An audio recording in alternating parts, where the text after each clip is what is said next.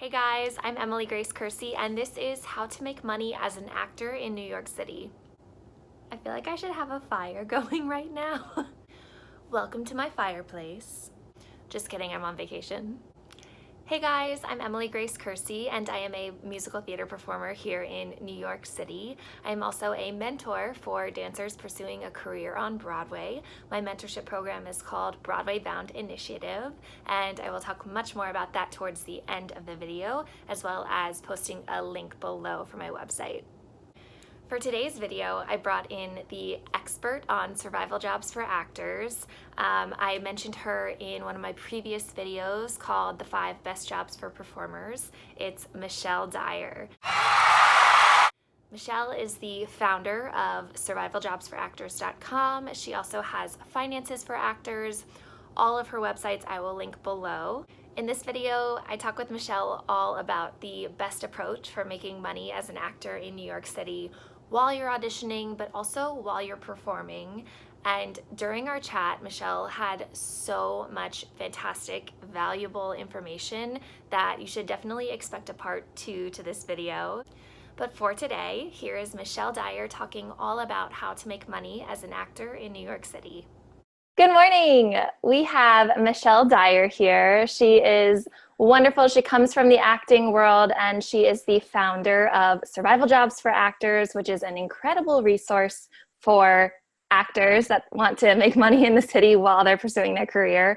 So I brought her on to talk all about her wonderful site and all of the information that she has to offer. So hi, Michelle. Hi, how are you? Thanks for having me. Thank you so much for joining us. This is so exciting. So I would love for you to just tell a little bit about how you got into this and a little bit about Survival Jobs for Actors. Oof. Yeah, I moved to the city, 2 suitcases, and got on a plane from Ohio. Like, I had no intention of being an actor. But yeah, it was something that it was always fun and it came easy to me. So, got on a plane. Why not try it? Because my type was ingenue. So I knew if I wanted to do it, I needed to do it now. Yeah. So I moved to the city with a chunk of change. I was fortunate enough that I got a graduation present. So I went to the city, took the cab up to Washington Heights, and it was like a movie. And then what did I do? I sat in my room, I ate chips, and I read backstage. And I did audition. I will give myself that. I did audition. But I didn't even know survival jobs existed. So I blew through my savings like you would not believe. Mm-hmm. And I'm sitting on the floor. I was working and I came from out of town gig and I'm sitting on the floor. I didn't want to go out of town again. I was like asking friends for temp agency recommendations. There were like 200 girls on the floor. It was before Equity was renovated. It was like sticky gum on the floor. It was just so gross. And someone pulls out a business card of their temp agent and they start passing it around. And I'm like, there has got to be a better way. So I went home that night, Googled survival jobs for actors, could not find anything. So that's when I started Survival Jobs for Actors. That's amazing. So you were saying, so you got these great performance gigs and you had no concept of like a side job. Oh my God, no. Like I had no clue they even existed. And like, one of the promo work, like one of my favorite things for actors, literally until the end of my acting career, I was like, I didn't even know existed. And I can't believe I'm kicking myself because I didn't do it. And I'm kicking myself that I didn't save too, because what I would do is I would live off my credit card. And then when I would get a gig, I would pay off that credit card. Yep. And then I would live off that credit card. And I said, oh, when I get that production contract, when I get XYZ, then I'll pay it off and then I'll start saving and then I'll start. Yeah. For me, I worked consistently, but that production contract never came. So I'm like, I have to get to people who are just starting out because I want to tell them everything I wish I would have known. Yes. Oh, I can't wait for you to share all of that stuff. That's so true. It's so easy to get stuck in that rut. How would you say performers should approach making money when they first get to the city? Oh, and I used to say, I recommend moving to the city with $5 grand in your pocket. Now I just laugh at that because I'm like, that is nothing. So when you move to the city, obviously you talk about like you need to, hopefully you can couch surf for a little bit and sublet for a little bit. But like if you have to put money down for a lease, you're doing first and last month's rent. You are just cash flowing like crazy. It's flowing out when you move to the city. You got to get your headshots. You've got to get everything, right? Right. You're supposed to be taking classes. Oh, that's another one. I've just spent $100,000 on 4 years of college. I don't need to take class anymore. Yes, you do. Yeah, right. Why did you move to this city? You are in the most expensive city in the planet. And plus, you have to spend money to try to get a job. And you should be working with the choreographers and the voice teachers and all these people who are in the business. And all your competition is, and you should be too. Okay, we'll get off my soapbox. It's so true though. You hemorrhage money when you move here. Oh my gosh. So yeah, totally hemorrhage. And then, so I am like, if you don't have 25 grand in your pocket, go on a cruise ship, go home, live in your childhood bedroom and wait tables. And you might hate that, but man, it'll give you motivation to save. Because you need to have some money saved up. You need to put some money in investments, especially when you're young. The beauty of compound interest is just insane. And you have time on your side and you will never, ever, ever, ever, ever get that back. So you need to come to the city and hit the ground running, because I have way too many friends who move here and get stuck in this restaurant job world. I had a girlfriend who we were at an audition, and so regional gigs, they go into town 1 or 2 days. We were singers who dance. So singers calls in the morning, we were called back to dance later. Okay. And she had to be at her restaurant job at 4:30. So what do? Do you give up the possibility of an acting job, or do you keep your restaurant job and give up the acting job? Why did you even move to the city? To work a restaurant job? Really? Yeah. So, 25 sounds insane, but a lot of this business is mental too. And I feel like if you have that cushion, you won't be so afraid I got to go, and you can actually work on your craft. Yeah, absolutely. If that is like a terrifying number and people are like, I have to get to the city now, is there 5 to 10? Yeah. Okay. 5 to 10. Okay. Yeah. And I mean, and that's not unreasonable to save. It's so hard to save. Yeah. Okay. Yeah. I mean, it sounds insane, but you go on a couple cruise ship gigs and like, what is a cruise ship now? Like 9 to 12? Like, I'm trying to think how many months. Yeah. But 9 to 12. If you are young and you play 20s, oh my gosh, cruise ship gigs are great because you're young, you're going to play 20s forever. But literally, my friends are like, I was in the best shape of my life because I literally worked all day. I worked out, and you can work on your book. You can like find new music, listen to new stuff, get your book all set, like get your repertoire. I mean, cruise ship gigs, it gives you time. When you're in the city, you've got so many distractions. And when you're on a boat, if you can just like focus and drill down and do the work, when you get to the city, man, you're just like hit the ground running. Yes. So that prep time is so important, whether it's on a cruise ship or not, like whether you're at home. You're at home. Oh my gosh. If you could save money living at home and working, do it. Yes. Amen. What would you suggest? So when performers get to the city and they're looking for a job to sustain so that they're not just like flushing their savings immediately. Yes. What would you say are like the 5 best jobs for performers? Now, I like the crazy 25 number is like crazy. So say you come with like 5 or 10. Okay. Right. There are like 2 types of, I say survival jobs is like an overhang, right? So like I used to just talk about survival jobs. Okay. And now we're kind of like in a gig economy. So like, right, people drive Uber at night. Yeah, if we don't have a car, we can't drive Uber. But you can do other things. You can create an online course.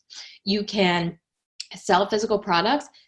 Jenny Florowski in Wicked right now, she's in Wicked, production contract in the city, and she makes, is it Found Minerals jewelry? Is that her? I think.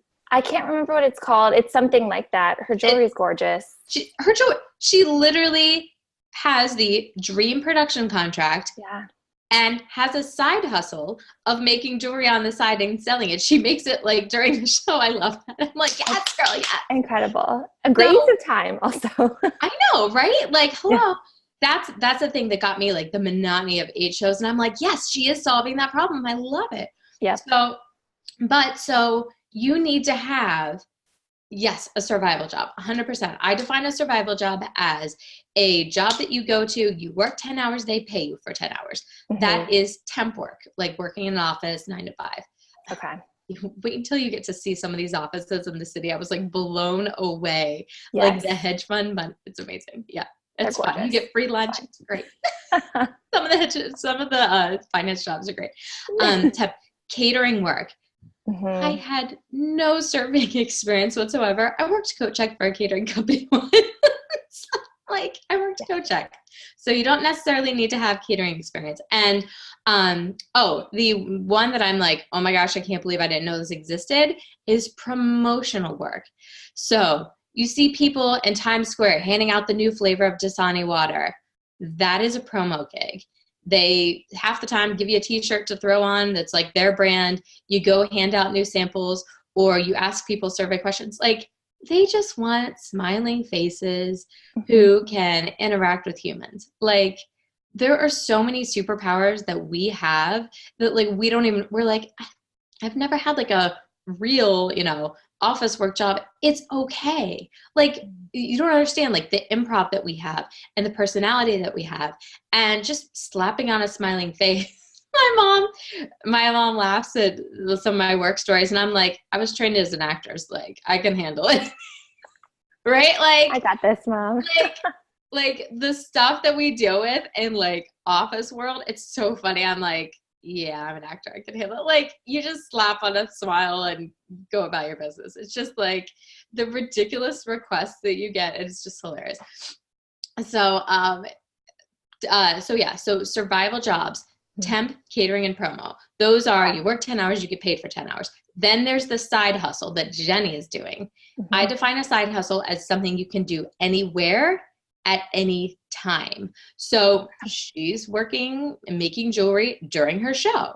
And then when someone purchases it, she gets paid. Now that piece of jewelry might take 5 hours, might take 10 hours, but then she's not getting paid for those hours. She's getting paid when someone purchases it. So you can sell physical products, and Shopify is a wonderful online website that you can do. And then online courses are huge. I am not crafty. I do not make anything. You do not want me selling a physical product, but I can tell you stuff. And so online courses are great. You literally create a video on your iPhone, you throw it up on Kajabi, and you can sell your knowledge, because you should have a life outside this business. Mm-hmm. And you're like, there's nothing I can teach a course on. What do you like to do? What do you know? Like, there is something that you do outside of this business that is going to be valuable to someone else. So you can create an online course. I love the online course idea, because that's something that I had never thought about before. And someone had mentioned it to me, and I was like, wait, what? You can sell that? Like you can teach a tap step and sell it online for an online course. Yes. Oh my gosh, people would die. Are you kidding? Like, there are so many things. Have you ever gone down like the YouTube like rabbit hole of like, I just want to know how to do X, Y, Z, right? All the time. And I'm typing it in, and I'm like Googling, and I'm on YouTube, and I'm like, dude, if someone could just create a course for me, even if it's like $7.99 or like $23.99 or $100 to teach me what I need to know, and it's saving my time of like, and time and frustration, I would totally pay. I follow this investment guy, and he's so brilliant. So like a lot of times online courses are like, people make videos and they post it. Mm-hmm. He does that, and you can email him like questions, and then he'll make a video each week answering your questions, and he posts that too. That's brilliant. Good? That's so smart. There's so many things. But so the side hustle is you work. And then when someone, so like you work to create the course, how many hours it takes. And then when someone purchases it, then you make the money. But you can post it. The work is like, for the online course, it's like one and done. So you make the videos and you post it. And then like at 2:30 a.m., someone in Topeka, Kansas can buy your course. It's like a vending machine. You do the work, you throw it up there, and then people can purchase it. Yeah, it's like passive income almost. Totally. Which is what you want. Which is what you want. Yes, where you're not working the for goal. it. The goal. So I love how you separate those, the side hustle versus the side job. Would you say that one is more important than the other, or one is more helpful? Do you do both? You have to have both. You really, really do. I mean, that was another thing, kind of when I was like, okay, I'm ready to get out of the business. Like, I was in Denver, one of my favorite cities, doing White Christmas, one of my favorite shows. I had my own apartment in downtown Denver. Like the housing situation was like heaven.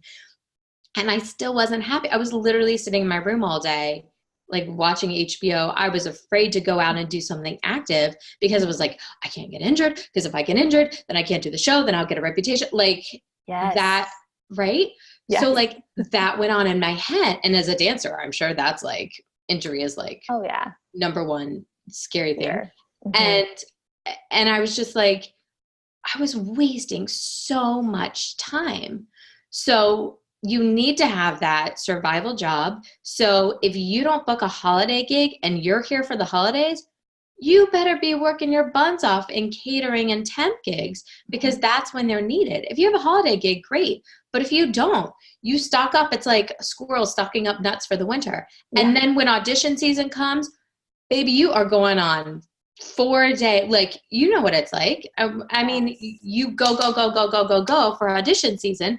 And then when it slows down, and here's another big time that like people totally, I don't know, like forget about. So it's audition season. It's February. I book a gig that doesn't start until May, but then all the other gigs, March and April, a lot of those contracts conflict with the one that I've already booked. So it's like, I'm not going on as many. Like, yes, I'm going on contracts that are like higher than, that make more than what I'm booked. But like, your auditions start to slow down because you already booked a gig, but you're still going on like production contract auditions. But so auditions slow down. So then it's time to like work your survival job, stock up those acorns for winter. Like that's the time to hustle. So see, that's when I would like kind of kick back and be like, oh, well, I have a job coming up. I'm going to get paid. Me too. Like, yes, I would still work, but I wouldn't hustle. And so I think what you're saying about like thinking really in a smart way about what's coming up and how to plan financially, that is so important, and something that I feel like I don't tend to do, especially when I moved here. Like that wasn't really a thought process. Yes. I didn't know. Like, I just thought you worked and you auditioned and you got a gig and then you did the gig and then you do it all over again. Right. Just which like is a hamster wheel. It is a hamster wheel. And like, we're going to stop there for today, but there is so much more valuable information that Michelle has to share, and it is all to come in part 2 of this video next week. I hope you enjoyed this video. I hope you found it helpful. Please comment below with your favorite survival job or side hustle that works with your performer lifestyle. If you found this video helpful, you are probably an actor auditioning or working in New York City, which means that you should definitely check out Broadway Bound Initiative. It is a one-on-one mentorship program geared towards dancers pursuing a career on Broadway. Through Broadway Bound Initiative, we work to tackle the fear of networking, to find an agent that works best for you, to set a vision for your career, and then break that vision down into reachable goals. If this interests you, please check out my website. I will post the link below. I am currently accepting new clients, and if you'd like to meet with me for your free 30-minute discovery session, just submit a form on the website. I hope we can grab coffee and chat about your vision for your career, and I hope to chat with you in the comments. Thanks for watching. See you next Friday.